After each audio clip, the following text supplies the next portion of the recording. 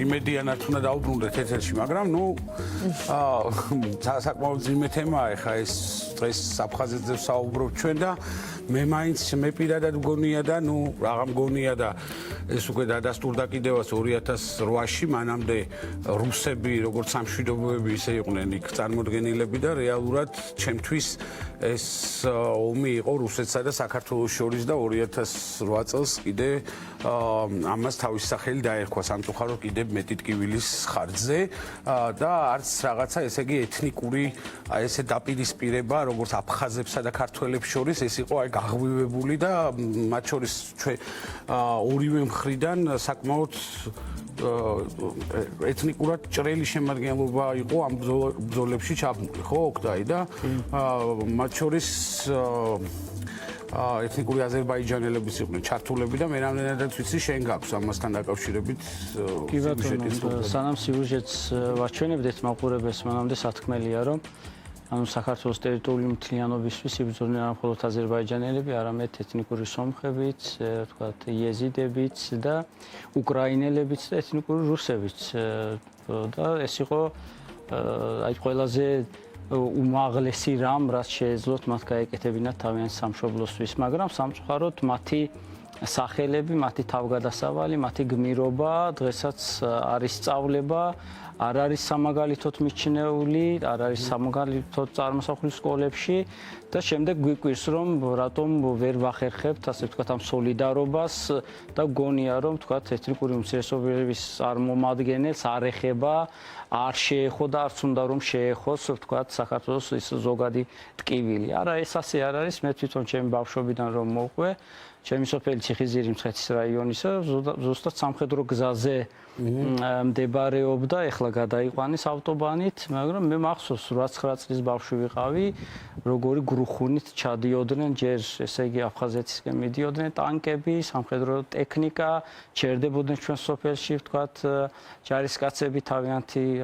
ფორმებით და მე როგორ ბრუნდებოდნენ უკან, პირადად მაგალითად დედაჩემის მხრიდან ბიძა იბრძოდა აფხაზეთში და აღმოჩნდა რომ საინტერესო წიგნი გამოცემულა მასობაში, სამწუხაროდ მე ვერ მივაკლი ამ წიგნს ჯერ ბატონი დავით მაისურაძის ასეთი ავტორის, რომელსაც ჰქვია სამშობლოს შვილები და სადაც მოხსენიებულია ანუ ეთნიკური აზერბაიჯანელები სადაც 600 კაცი არის ესე იგი იბრძოდა აფხაზეთში საქართველოს ტერიტორიული მთლიანობისთვის და აქედან 13-ს მიუღია ვახტანგ გორგასლის სახელობის ესე იგი მესამე ხარისხის ორდენი, ერთ-ერთი ეთნიკურად აზერბაიჯანელები. 600 იყო დაახლოებით. 600 იყო დაახლოებით. ხო, მაშინ რეგულარული ჯარი ფაქტობრივად საქართველოს არ ყავდა და ძირითადად ესე იგი მოხალისეები და მხედრიონი იყო და შემდეგ მოხალისეები იყვნენ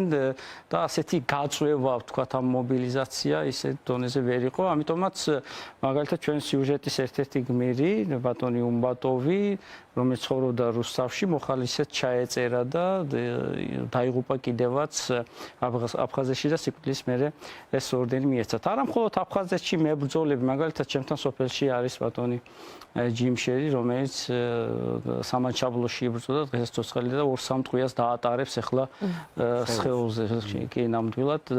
საერთოდ ხუთია ბორჩალოელის და ამ ბორჩალოელების თავგანწირვა თუნდაც ასპინძის ომში ან კრძანისის ომში და შემდეგ დუშეთში მეფის დაცვის ოპერაციაში ეს ყველაფერი არ არის ასახული ჯეროვნად ჩვენს საისტორიო სახელმძღვანელოებში, რაც ფიქრობ იქნებოდა მეტად საშური სხვა დანარჩენი ეთნოსებისთვის საქართველოში და ეთნიკური აზერბაიჯანელებიც იგრძნობდნენ რომ აქ უცხოსული და უცხოსხეული კი არ არიან, არამედ მათ წინაპრებს გარკვეული წვლილი და ღვაწლი მიუძღვით ამ ქვეყნის და დამსახურება წინაშე და სწორედ ამის გაგრძელება იბრძოდნენ 2008-ში სწორედ ამ შემთხვევაში ესე იგი ჯარში ვინც იყვნენ მანამდე გაწვეულები, დიახ, ხომ, რეზერვში იმდენად არა, რამდენადაც ვთქვათ მარნეულში როგორც მომიყვნენ 9 აგვისტოს უკვე მოხალისეები მიაწყდნენ ამ სამხედრო კომისარიატს, მაგრამ კომისარიატმა თქვა ჯერ არ არის საჭირო და მოკლედ შემდეგ იცით რომ ძალიან დრამატულად განვითარდეს ყველაფერი და ფაქტობრივად უკვე ყველაფერი წავიდა დამშვიდებისკენ, მშვიდობისკენ და ფაქტობრივად ანუ ჩვენ 2008 წლის აგვისტოს ომშიც დავმარცხდით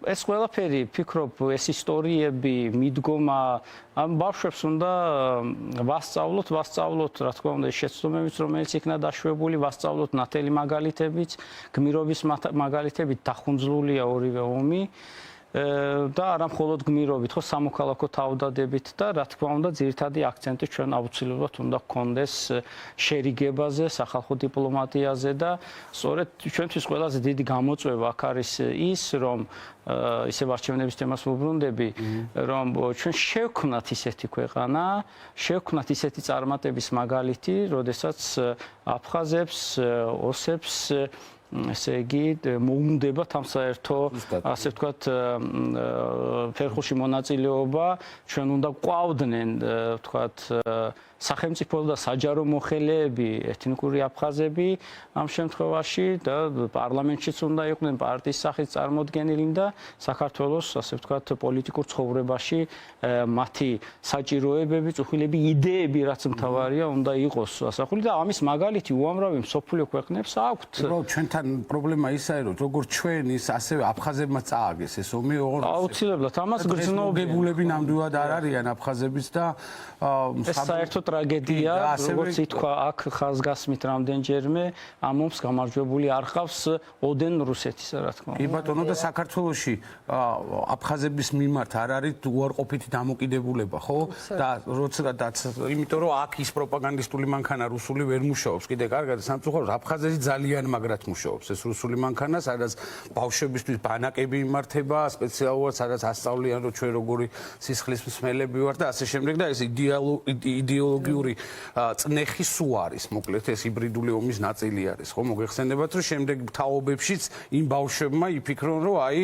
რაღაცა ქართველები რომლებიც ამიტომაც მგონია რომ საჭირო იყოს ზუსტათაც და დღესაც საჭიროა აი ანაკლია აი ეს თქვათ ახლოს საზღვართან რომ გვენახებინა რომ ჩვენ რაღაც სისხლისმელები და ესე ჩვენ აქ უკრავთ ჩვენ აქ ღერით თუნდაც რაღაცას ვაკეთებთ საინტერესოს ჩვენ ღია გვაქვს ხო მათთვის საზღვარი და ძალიან ვიცი რომ ძალიან ბევრი აფხაზი გადმოდის სამწუხაროდ დღევანდელი ხელისუფლების პირობებში არათუ აფხაზ და ვთქვათ საქართველოს მცხოვრებ სხვა ეთნოსის თუ ეთნიკური ქართველების წარმომადგენელი ბავშვებთან შეხვედრა არ ხდება და საერთოდ არც აპირებს ხომ? არამედ საქართველოს დანარჩენ ტერიტორიაზე ეს ბავშვები ერთმანეთს არ იცნობენ, ხო?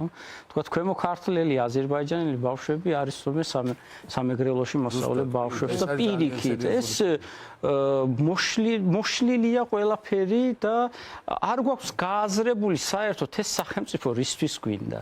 აი რატო ვთქვათ 10 წლის შემდეგ სად შეიძლება ვიყოთ ეს ნატო იქნება თუ ევროკავშირი ეს ძალიან უტოპიად გადავსახეთ და გონია რომ იქ შესვლით ჩვენ მოგვიგვარდება ყველანაირი პრობლემა და სწორედ ნატოც და ევროკავშირს გვეუბნება ჯერ თქვენ ხო უნდა მოხვიდეთ ამ დონემდე ხო ამოიწიოთ და ანუ ჩემი შესანახი კი არ იყოთ არამედ იყოთ თანაბარ უფლებიანი თანასწორ უფლებიანი პარტნიორები ჩვენ არ გვინდა ჩვენ ვირჩევთ ორ მომენტს ან ერთი ის არის რომ პატრონი უნდა იყოს ჩვენი და უნდა გვარჩინო ეს და ხელის განძრევა არ გვინდა აგერ ბატონო სასამართლო რეფორმები ჩავაგდეთ რამდენჯერ მოვატყუეთ ხო დასავლელი პარტნიორები და შემდეგ და ახლა ვითომ ფული არ გვჭირდებოდა უკვე მძლავრად ვართ აღმოჩნდა რომ აზიის ბანკისაგან ვისესხეთ 100 მილიონი და უფრო ცუდი რაღაცა პირობებით და მაღალი პროცენტებით და შეთანხმებით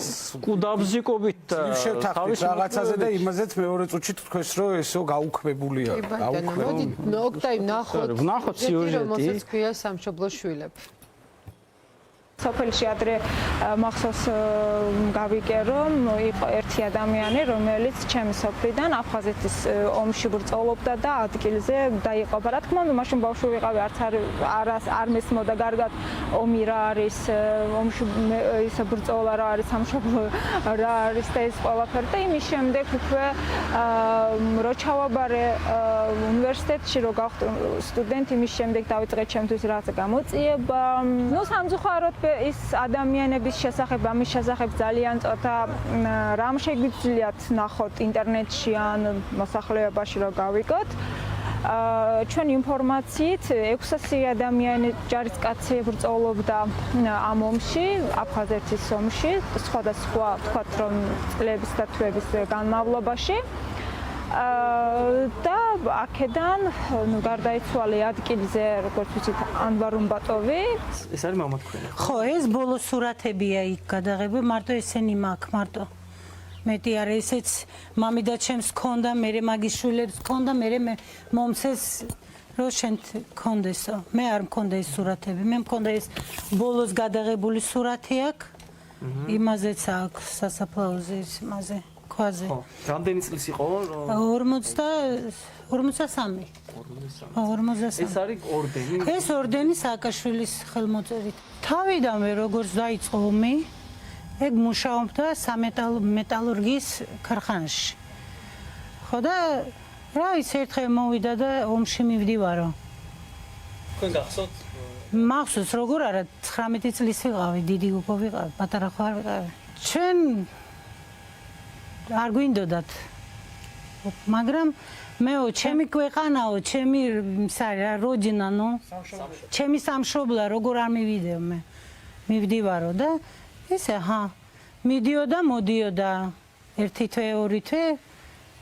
მერე ბოლოში, ისე ერთი დრო იყო, რომ გვარიც უნდა შეცვალო, ვიქნებო უმბატაშვილიო, ესე ხუმრობდა ხოლმე ესე უყვარდა საქართველო.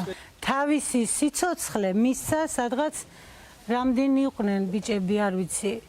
თავი ასწია, ნახა რომ სნაიპერი დგას. და სანამ მიბრუნდა რომ თქვენო თავები დასწიეთო, დაბლა ის მოხვდა თავში. ეხლა ჩემი უფროსი ბიჭიც ეგეთია. თუ რამე იქნებაო მეცავა, მე ვეუბნები არა. მამა ჩემი უკვე წავიდა ეს ხო არ ნიშნავს რომ მე რო წავიდე მეც რო რამე მომივიდეს. ჩემი ოჯახის, ჩემი შვილებიც. აი ჩემი მეუღლე ამბობს რომ აზერბაიჯანში მაგალითად ვერ ვიცხოვრებ. აზერბაიჯანი კი არის ჩვენი ენა არის მაგალითად ჩვენი, მაგრამ საქართველოს ჩვენი მიწაა. ჩვენ ყოველთვის ამ სტამტკიცებაში ვართ, რომ აი მე ვარ ადამიანი, რომელიც მიყვარს საქართველო, მაგრამ ჩვეულებრივ ქართველებს ამ კითხვას არ კითხავენ, შენ გიყვარს თუ არა საქართველო. მაგრამ მე სულ ამ კითხვას პასუხი უნდა მივცი ყველას, რომ და დავამტკიცო, რომ მე ნამდვილად მიყვარს საქართველო. მე ვარ ვაგი ბაირამოვის შვილი, რომელიც იბრძოდა აფხაზეთის ომში.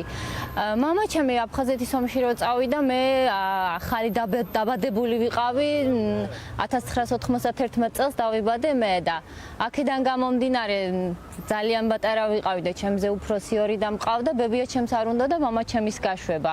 მქონდა მაგის შანსი, რომ დარჩენილიყო, მაგრამ მამა ჩემმა წასვლა აირჩია.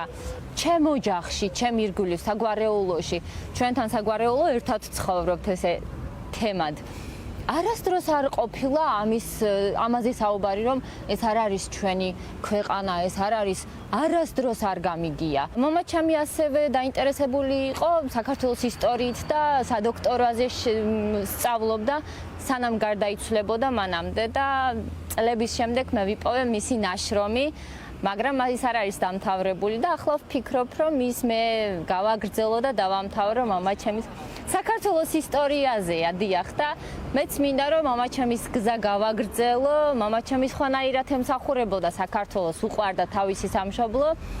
მე ახლა ჩავაბარე უნივერსიტეტში ქართული ენის სპეციალისტი ვარ, ვცდილობ რომ არაქართულენოვან სკოლებში უფრო მეტ ახალგაზრდას, უფრო მეტ მოსწავლეს მივცე იმის საშუალება, რომ ისწავლოს ქართული ენა და იყოს თავის სამშობლოში, გახდეს თავისი სამშობლოს ნაწილი, თავი იგრძნოს როგორც საკუთარ სამშობლოში, იმიტომ რომ ჩვენ საუკუნეების წინ ვცხოვრობთ აქ და ჩვენი მომავალი თაობებიც იქნებიან აქ.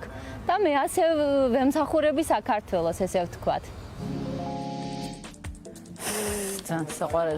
ჩვენ ორი აქტივისტი ვნახეთ, მარნეულიდან სამირა ბაირამოვა, რომელიც ცდილობს და ხელმოწერებს აგროვებს იმისათვის, რომ მარნეულის ერთ-ერთ ქუჩას ეწოდოს სწორედ, ესე იგი, უმბატოვის სახელწოდება, ხოლო ნუნუ ბაირამი შესანიშნავი აქტივისტი გოგონა ქალაქ გარდაბნიდან ძალიან ბევრს აკეთებს მართლაც იმისათვის, რომ ესე იგი თავისი წვლილი შეიტანოს სახელმწიფო ენის სწავლაში, სწავლებაში და ინტეგრაციის საქმეში და თვითონაც მშვენივრად მეტყველებს და სამირამ საერთოდ სკოლა ისე დაამთავრა, რომ ქართული არ იცოდა. მე მახსოვს 2010 წელს ქალაქ მარნეულშიც უკვე დაიხურა, იყო ესე იგი აზერბაიჯანელთა კულტურის ცენტრი, სადაც აზერბაიჯანულ ენაზე ვკითხულობდი ლექციებს ქართულ ლიტერატურაზე და სამირა იყო ერთ-ერთი ჩემი პირველი ნაკადის მსმენელი. რატო დაიხურა? დაფინანსება შეუწყდა და ასე